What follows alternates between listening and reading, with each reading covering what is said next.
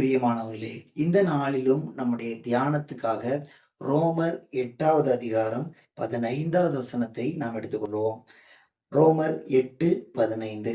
அந்தபடி திரும்பவும் பயப்படுகிறதற்கு நீங்கள் அடிமைத்தனத்தின் ஆவியை பெறாமல், அப்பா பிதாவே என்று கூப்பிட பண்ணுகிற புத்திர சுவிகாரத்தின் ஆவியை பெற்றீர்கள். கர்த்தருக்கு ஸ்தோத்திரம்.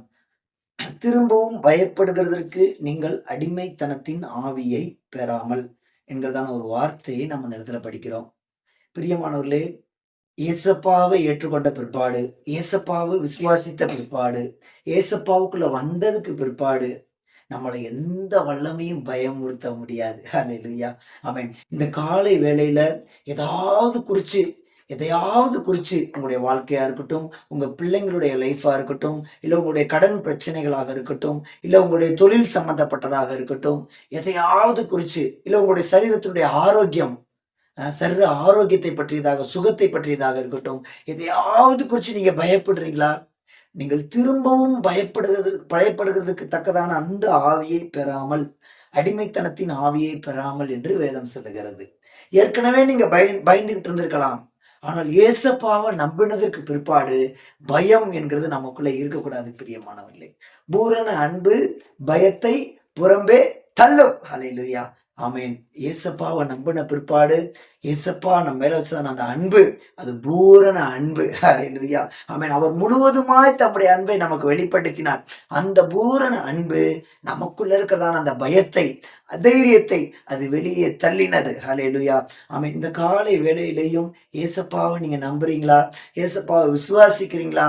நீங்கள் திரும்பவும் பயப்படக்கூடாது என்று சொல்லி வேத வசனம் உங்களை எச்சரிக்கிறது. பிரியமானவர்களே, ரோமர் 8:15 பாருங்க, நீங்கள் திரும்பவும் பயப்படத்தக்கதாக அந்த அடிமைத்தனத்தின் ஆவியை பெறாமல், ஆமென், அப்பா பிதாவே என்று கூப்பிடத்தக்கதான ஒரு புத்திரனுடைய ஆவியை, புத்திர சுவிகாரத்தின் ஆவியை ஆண்டவர் நமக்கு கொடுத்திருக்கிறார். கர்த்தருடைய பரிசுத்த நாமத்துக்கு மகிமை உண்டாகட்டும். இந்த வசனத்தை நான் படித்த உடனே இதுல இருந்து ஒரு எக்ஸாம்பிள், இதுல இருந்து ஒரு உதாரணம். கோலியாத் வந்து நின்று இந்த ஜனங்களை பயமுறுத்திக்கிட்டே இருந்தான்.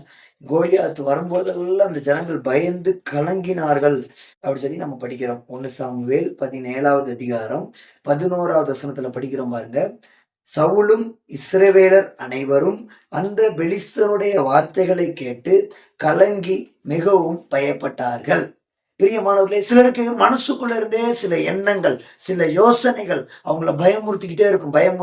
இதனால பயந்து அவங்களுக்கு நடுக்கம் வந்துடும், உடம்பெல்லாம் வேர்வை வந்துடும், பிபி அதிகமாயிரும். இப்படி பலவிதமான கஷ்டத்தை அனுபவிக்கிறதான ஜனங்கள் இன்றைக்கும் கிறிஸ்தவ உலகத்திலும், கிறிஸ்தவருடைய வாழ்க்கையிலும் அநேக ஜனங்கள் உண்டு. கர்த்தருக்கு ஸ்தோத்திரம்.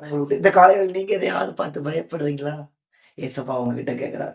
எதையாவது பார்த்து உங்களுக்கு பயம் இருக்குதா? உங்களுடைய வாழ்க்கையில இப்படி ஆயிருமோ, அப்படி இருக்குமோ, இப்படி இருக்குமோ, இதுவா இருக்குமோ, இல்ல அதுவா இருக்குமோ? எதை குறிச்சு பயப்படுறீங்க? ஹல்லேலூயா, ஆமென். எதை குறிச்சும் பயப்படாதீங்க. கோலியாத் அன்னைக்கு இஸ்ரவேல் ஜனங்களை பயமுறுத்தினது போல இன்றைக்கும் உங்களை ஏதாவது கோலியாத்தை போன்ற வல்லமைகள் உங்களை பயமுறுத்துகிறதா? ஆண்டவர் இந்த காலை வேளையில தாவீது ராஜாவை போல உங்களுக்காக எழும்பி வருகிறார். ஹல்லேலூயா, ஆமென். தாவீது ராஜாவை போல ஆண்டவர் உங்களுக்காக எழும்பி வருகிறார். 1 சாமுவேல் 17வது அதிகாரம் 25வது வசனம். அந்நேரத்தில் இஸ்ரவேலர் வந்து நிற்கிற அந்த மனுஷனை கண்டீர்களா? இஸ்ரவேலை நிந்திக்க வந்து நிற்கிறான். இவனை கொல்லுகிறவன் எவனோ அவனை ராஜா மிகவும் ஐஸ்வர்யவானாக்கி அவனுக்கு தம்முடைய குமாரத்தியை தந்து அவன் தகப்பன் வீட்டாருக்கு இஸ்ரவேலிலே சர்வமானியம் கொடுப்பார் என்றார்கள். கர்த்தருக்கு ஸ்தோத்திரம். அங்க பாருங்க, அங்க இருக்க முக்கியமான வார்த்தை என்ன அப்படின்னா, இஸ்ரவேலை நிந்திக்க வந்து நிற்கிறான். ஜனங்கள் மத்தியிலையும், சொந்தக்காரங்க மத்தியிலையும், நண்பர்கள் மத்தியிலையும், வேலை செய்யற இடங்கள்லையும் பலவிதமான நிந்தைகள் சுமந்து இன்னைக்கு நிக்கிறீங்களா? நீங்க நிந்திக்கப்பட்ட ஒரு நிலவரத்துல நிக்கிறீங்களா? உங்களை நிந்திக்க கூடியதான வல்லமைகள் உங்க குடும்பத்திலேயே இருந்து உங்களை நிந்திச்சுக்கிட்டே இருக்குதா? பலவிதமான சக்திகள் எழும்பி உங்களை நிந்தைக்குள்ளாக கடந்து போயிட்டே இருக்கீங்களா? ஒரு நிந்தை முடிஞ்ச உடனே அடுத்த நிந்தை, ஒரு பிரச்சனை முடிஞ்சனா அடுத்த பிரச்சனை. இப்படி நிந்திக்கப்பட்ட நிலவரத்திலே போய்கிட்டு இருக்கிறீங்களா? உங்களை நிந்திக்கிற அந்த வல்லமையை ஆண்டவர் இந்த காலை வேளையில கீழ்ப்படுத்தும்படியாக அப்பா பிதாவே என்று கூப்பிடத்தக்கதான ஒரு புத்திர சுவிகாரத்தின் ஆவியை கொடுத்திருக்கிறார். ஹல்லேலூயா. ஆமென். அதை விசுவாசிக்கிறீங்களா? நீங்க விசுவாசத்தோட கூப்பிடுங்க. ஏசப்பாவை பார்த்து அப்பா பிதாவேன்னு சொல்லி அவரை நோக்கி கூப்பிடுங்க. ஹல்லேலூயா.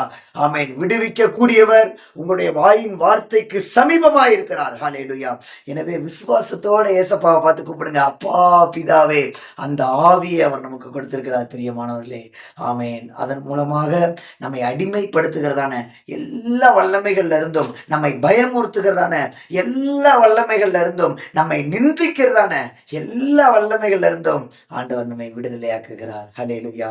அந்த விடுதலையை பெற்றுக்கொள்வோமா? கர்த்தர் நமக்கு உதவி செய்வார். Praise the Lord.